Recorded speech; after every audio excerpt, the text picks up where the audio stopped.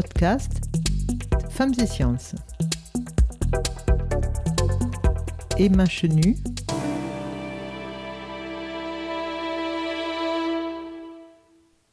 Je m'appelle Emma Chenu. Je suis née le 26 juillet 1835 dans une famille d'épiciers à Belleville, à Paris.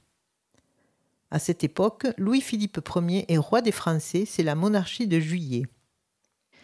2 ans avant ma naissance, en 1833, une loi a instauré la création d'écoles communales.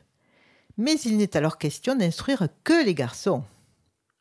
3 ans plus tard, 1 an après ma naissance, on songe à créer aussi des écoles pour les jeunes filles.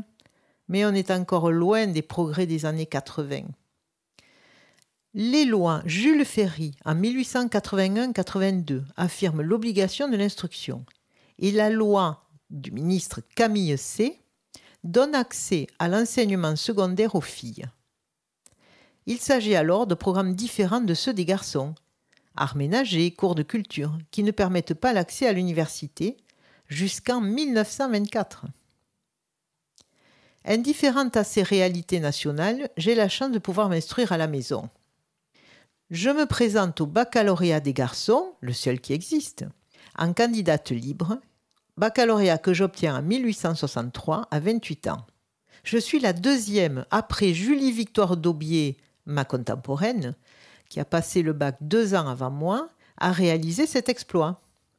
Je ne m'arrête pas là, je continue des études supérieures à la Faculté des sciences de Paris. Je suis diplômée d'une licence universitaire, spécialité sciences mathématiques à 33 ans en 1868.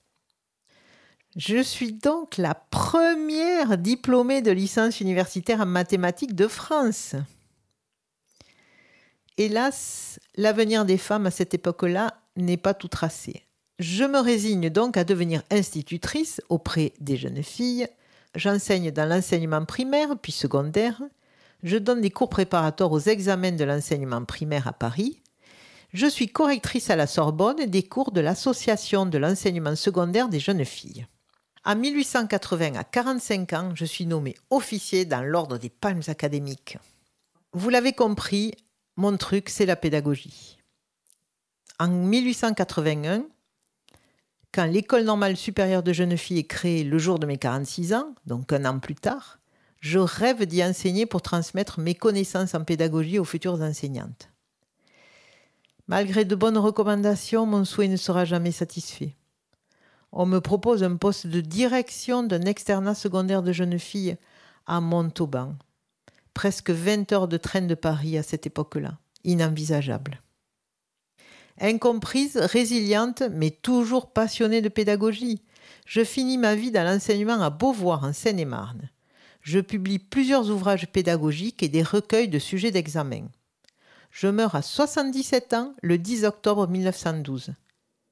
7 ans plus tard, en 1919, sera créé un baccalauréat féminin qui sera ensuite aligné sur le bac masculin, enfin en 1924.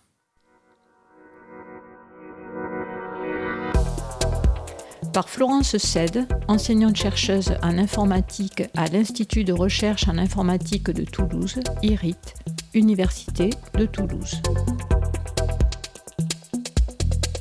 Ce projet a été réalisé en partenariat avec le CNRS, le SCTD et l'Institut de maths de Toulouse, sur l'idée de l'association Femmes et Sciences. Musique créée par Thomas Bijot. Hadi Sarand.